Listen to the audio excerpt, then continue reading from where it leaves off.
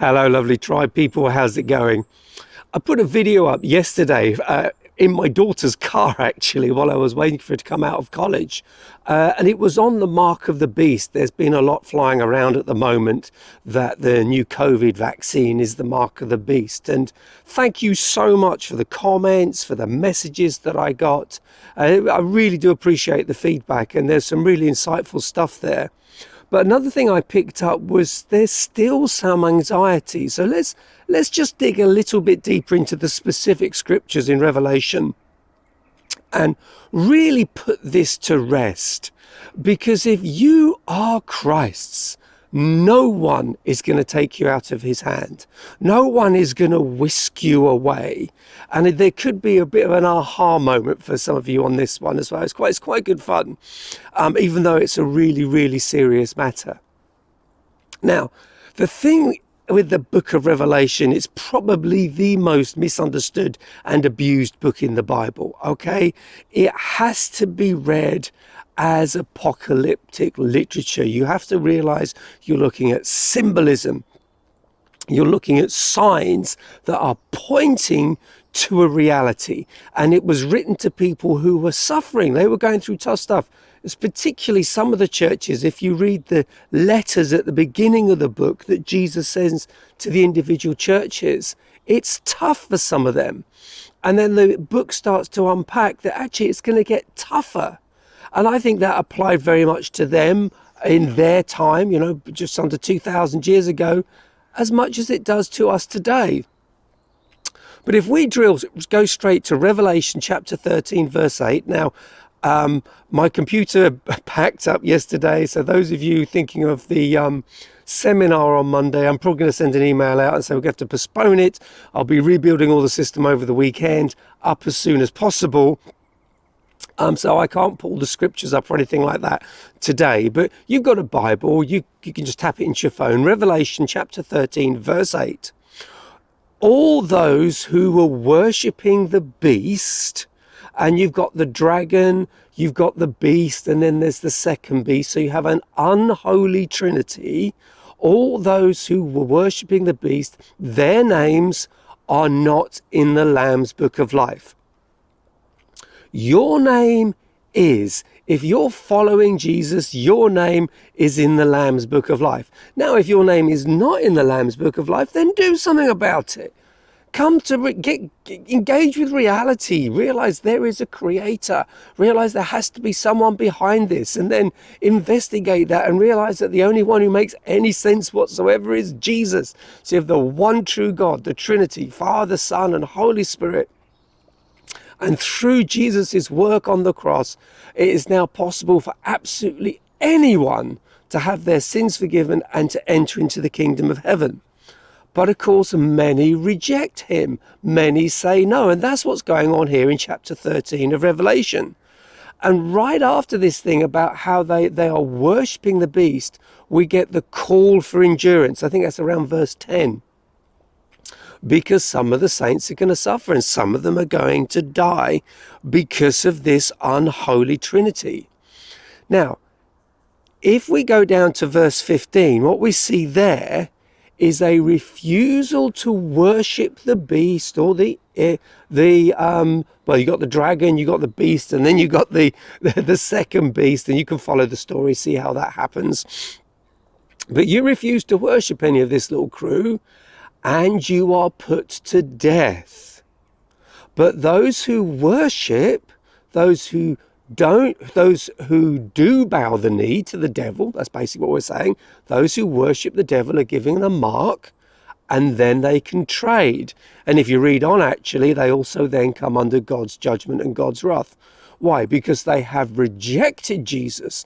They've said no to the gospel, and they have said yes to God's enemy. They've said yes to the one who is not God, who decided he was going to go to war with God, who decided he was going to take the planet and all mankind off of God. You can get some people really intelligent but really stupid. That's the devil. This creature is taking on God Almighty. Anyway, not so bright.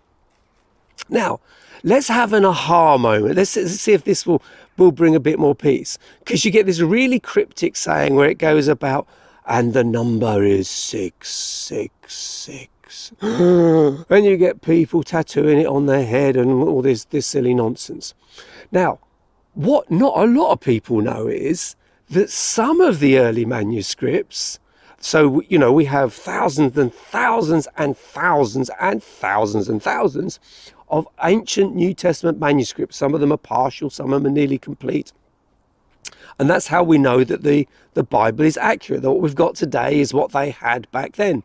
But there is this intriguing difference that some of them have 616.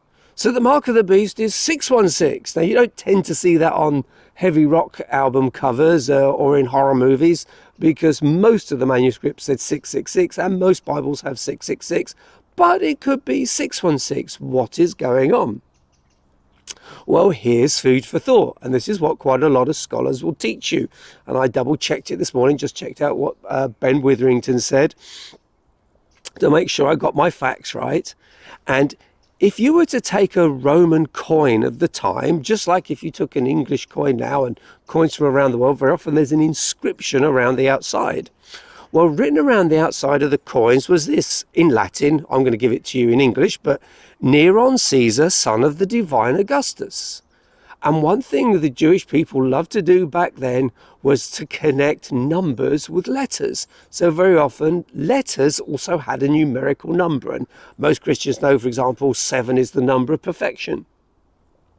So if you add up Neron Caesar, son of the divine Augustus, guess what number you get?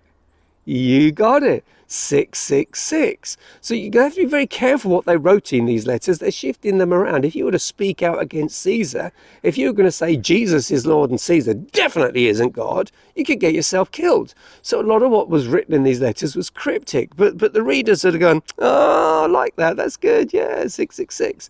So you've either got, it's either saying that Nero actually is the Antichrist, or I think probably more accurately, a Nero-like character. So for them, that's who they were dealing with.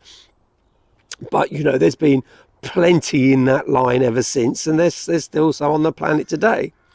But if you went across the country, I think it was if you went further east to where there was another mint, they didn't write Neron Caesar, son of the divine Augustus. They wrote Nero Caesar, son of the divine Augustus. So they dropped the N, which has got a numerical value of 5 or whatever it is. No, it's not 5. I haven't done the maths. Anyway, the number you ended up with is, can you guess? 616.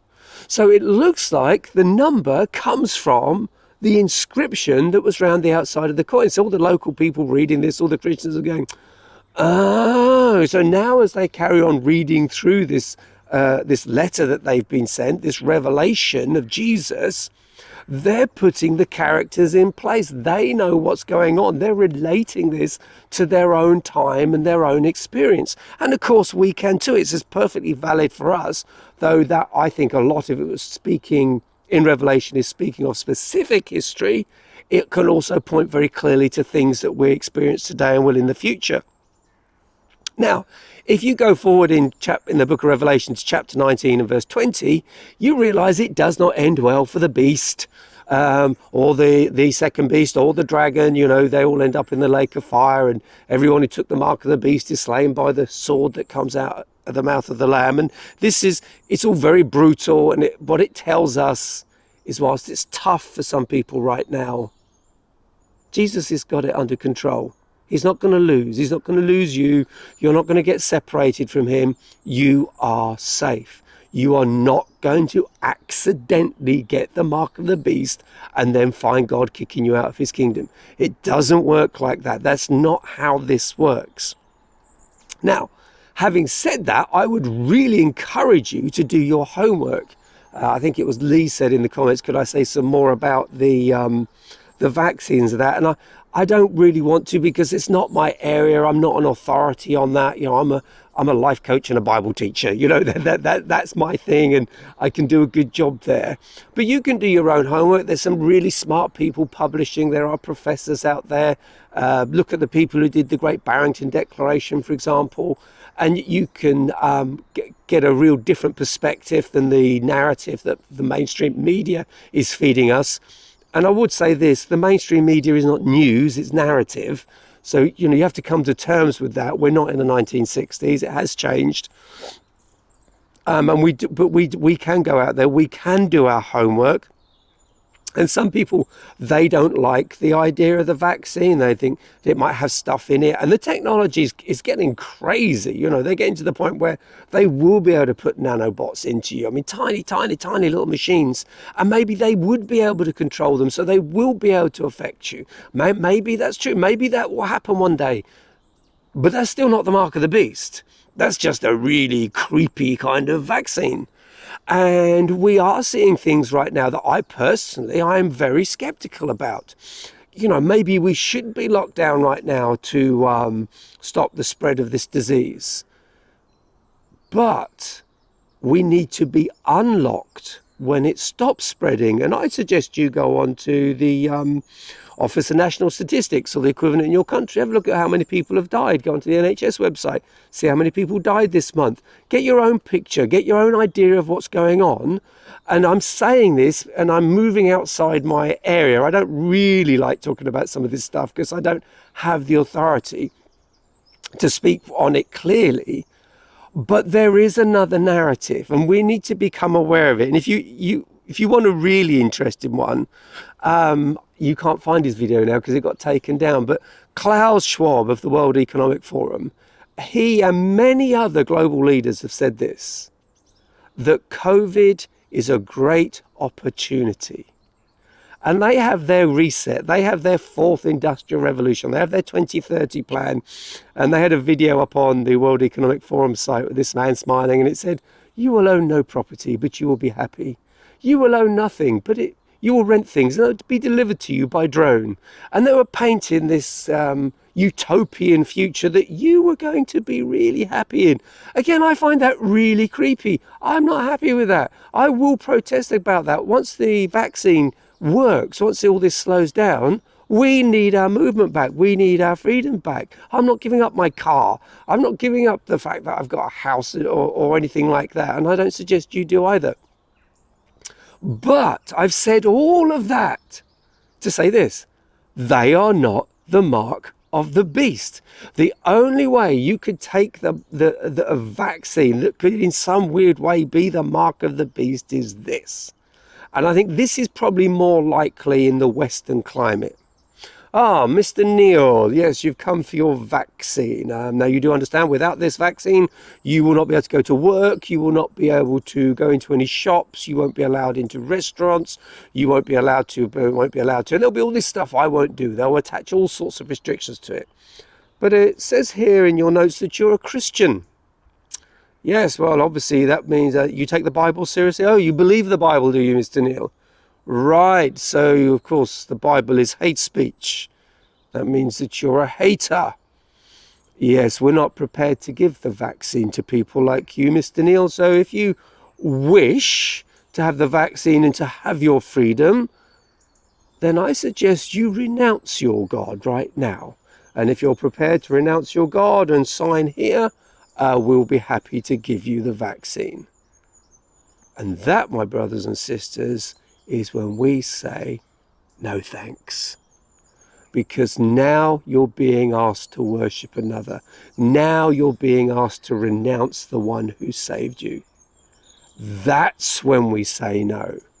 But when we get vaccines against anything that will save lives, will stop disease, well, every good and perfect gift comes down from the Father of lights. But if it comes with a condition of renouncing Jesus, worshipping another God, now we're getting into the territory that Revelation is talking about. But at the moment in the UK and in the West, in fact most of the world, that is not the case. What we've got to be careful of is getting our freedom of movement back. We need to get back all these freedoms that have been taken away from us as soon as this thing is under control. And we need to make sure that we are aware when it is under control, even when some people might be saying it's not. But again, that's got nothing to do with the mark of the beast. The mark of the beast is an act of worship to something that is not God, and then you carry a public mark that allows you to trade, to buy, to sell, to go to the cinema, to do whatever it wants, but you had to renounce the one who can save you in order to get that. So I've said all of that to say this: these jabs at the moment are not the mark of the beast.